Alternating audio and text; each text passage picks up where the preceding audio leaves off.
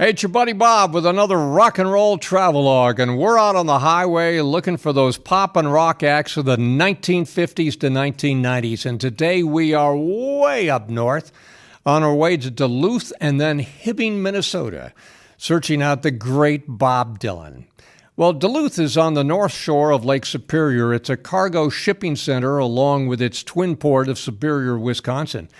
Duluth is in the Arrowhead region, and here's a marker I encountered on the way up to Duluth at a rest area on I-35. Really interesting. Not only was it a fabulously built-out rest area, but I really found this sign in the area interesting as far as the arrowheads are concerned. Well, soon we'll arrive in Duluth, and our first stop is at Essentia Health at 402 East 2nd. This was known as St. Mary's Hospital when Robert Allen Zimmerman was born here in 1941. Of course, he is known as Bob Dylan today. Dylan lived the first 6 years of his life here at 519 North 3rd Street. And this home on 3rd is high up the hill from the lake below. Wonderful pictures of Lake Superior below. Well, at the Feiger Mall Brewery at 600 East Superior, we can see some Dylan artifacts in the glass case. This one focuses on the Winter Dance Party, which was coming. It's an advertisement for the party that was coming to Duluth. And just a few days later, it ended tragically in a field in Iowa. More on that soon on a rock and roll travelogue episode. In this photo, we can see the highway sign for Highway 61.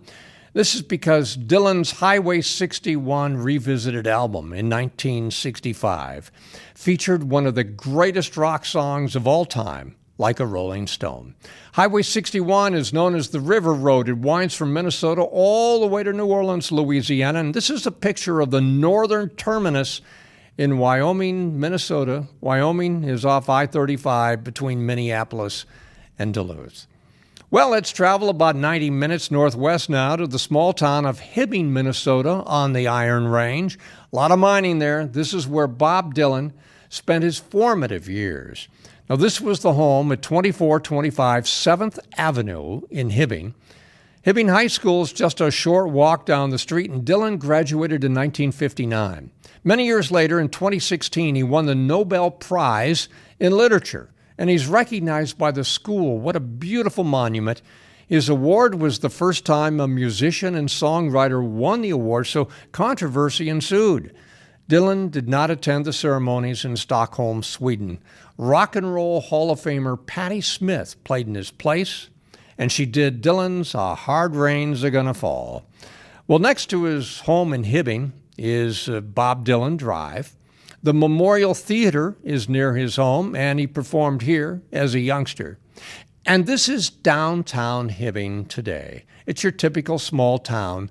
Howard Street is downtown Hibbing. Look down the street and imagine the cafes and diners where Bob Dylan met with his girl, Echo Hellstrom. Now, some think she's the girl from the North Country. That was a song on Dylan's 1963 album called The Freewheeling Bob Dylan. It's said that she had influence on the young Zimmerman and his thinking. Of course, that's before he became Bob Dylan. Just a block down East Howard is the former Android Hotel. This is where Bob Dylan had his bar mitzvah. It's an event space today for weddings and big parties. Now, one of the things I like about my travels is that sometimes something interesting will pop up that I hadn't considered. So I learned that Hibbing, Minnesota is where the Greyhound bus lines were founded in 1914, and in 1929 they were named Greyhound. Here's the Greyhound Bus Museum today in Hibbing, Minnesota.